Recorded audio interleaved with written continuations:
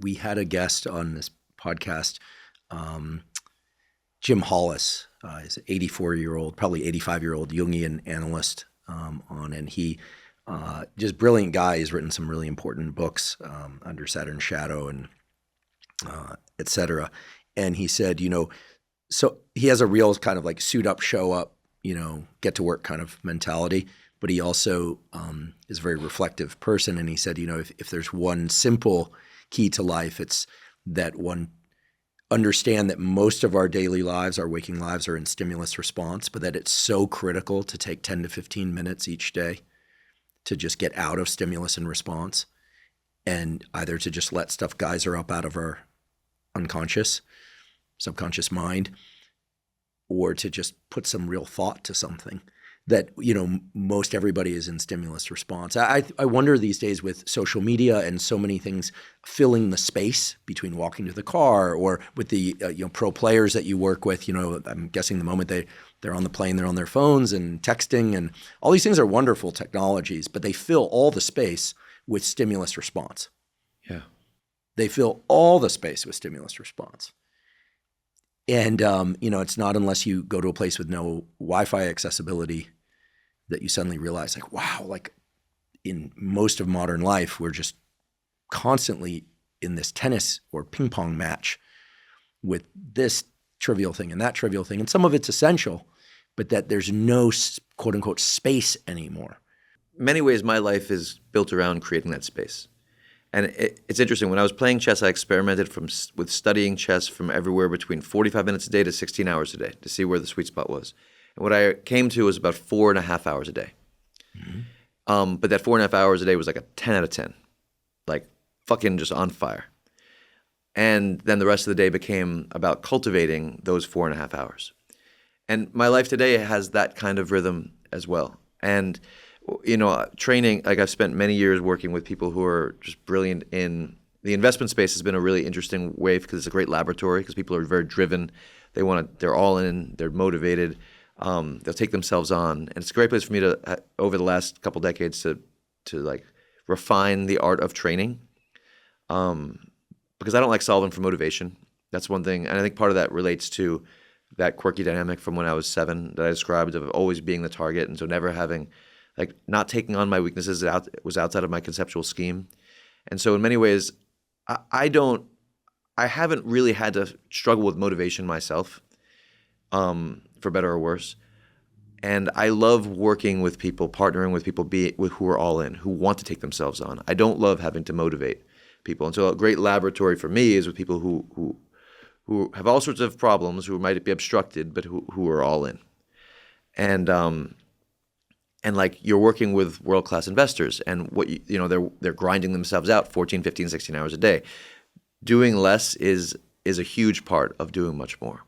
And then you start to see, like, they might be at, like, if you think about a 10 out of 10 as being like, in terms of like when they're at their very best creatively, they could slip from like a 10 to a 2 and not even notice. And then you begin to cultivate an awareness of where one is in one's creative spectrum, right? And then you start to cultivate the art of stress and recovery and like amping oneself up and then releasing. And you see that the ability to turn it on is directly connected to the ability to turn it off, as you know. If you walk into a fight gym and you study a bunch of fighters on the mats, one great read you can make is looking at the depth of physiological relaxation when the guys aren't fighting, and you'll see who the highest level fighters are. The best guys, man, they can turn it on with wild intensity, but their bodies are so mellow when they're not going. And then, man, like, they're so efficient. It's so that oscillation, that range is so huge, right? But people don't cultivate the art of turning it off in order to learn how to turn it on. I've for many, many years, decades, I've been practicing what I call now the MIQ process, most important question process. And the essence of it is, it's what I came to as the most potent way so far that I've found to train analysts or thinkers in mental arenas. You're training people in the art of discovering what matters most. If you talk to like a great chess player, actually looks at less than a lower level chess player, but they look in the right direction. So you might think a great chess player, people often think like, oh yeah, I can calculate 50 moves deep, 100 moves deep. It's all irrelevant. Move 2 was inaccurate, so it was just all an illusion. The great chess players might look at much less, but they're looking in the most potent directions. The lower level chess players are lost in a sea of complexity, right? So if you're working with like let's say a scientist or an investor or whatever, them straining their mind for what is the most important question, ideally to begin the practice toward the end of their workday with like a recovery period with full intensity in a peak performance state, stretch one's mind for what matters most, and then release it. Release the workday completely. Don't work all night grinding yourself out at a low level. Release, and then first thing in the morning, waking up, pre-input, return one's mind to the critical question and brainstorm on it.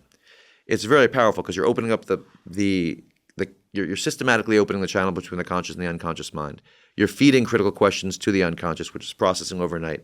And I know you know all this. Like the consistency with which you come up with an insight in the morning is incredible. Interestingly, and you'll probably know why much more than me, improved dream recall often happens simultaneously when one starts to have more and more insights about the MIQ in the morning, which is fascinating. Mm-hmm. Then over time, you can have micro manifestations of this throughout the day before going for a workout, before taking a walk, before taking a break, before taking a piss.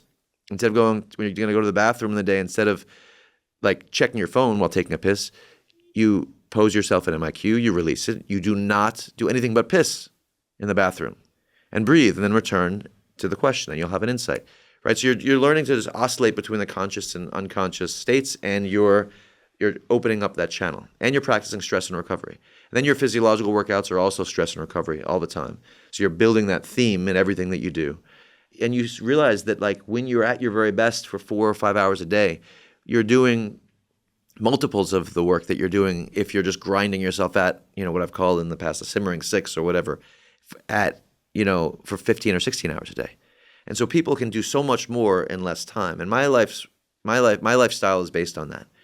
I'm training very intensely physically, and I'm doing really intense mental work, and I oscillate between them in beautiful ways. And I have a lot of empty space for reflection, for meditation, for like zoning my mind on what matters most. It's about quality, not quantity. Mm-hmm. But it's so interesting how we live in this culture where just quantity is just consuming everyone.